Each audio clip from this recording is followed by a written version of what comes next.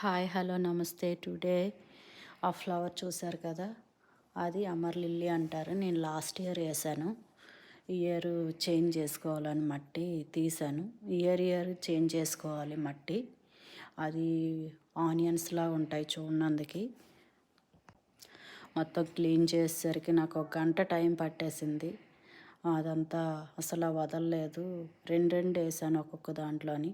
ఈసారి ఒక్కొక్క దాంట్లోనే వేద్దామని చెప్పి విడదీస్తున్నాను. దానికి కొంచెం పక్కన కూడా వేరే పిలకల్లాగా వచ్చాయి. అవి కూడా పెద్దవి అవుతాయి.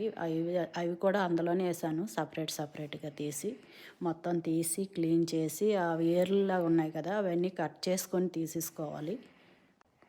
ఆ ఏర్లా కట్ చేసి తీసేసుకొని ఇసుక పాట్ మిక్స్ ఉన్నది మట్టి ఉంటుంది, ఆ మట్టి తెచ్చుకొని అది ఇది కలిపి వేసుకోవాలి.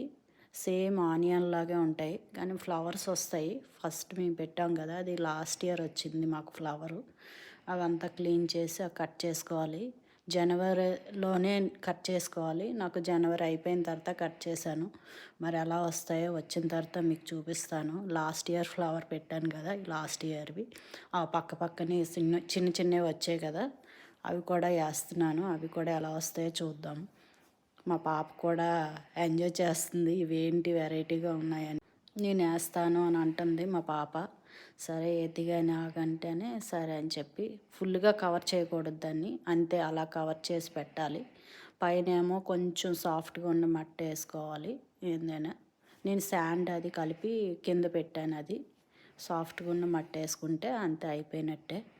అది 1 ఇయర్ తర్వాత మళ్ళీ క్లీన్ చేసుకోవడమే. చిన్నవి ఉన్నాయి కదా, అవి వచ్చాయి కదా, ఆ పక్కన కూడా పెడుతున్నాను. నెక్స్ట్ ఇయర్ మళ్ళీ ఇచ్చేసుకోను. అందుకు అయిపోయి అమర్ లిల్లీ చాలా బాగా వస్తాయి.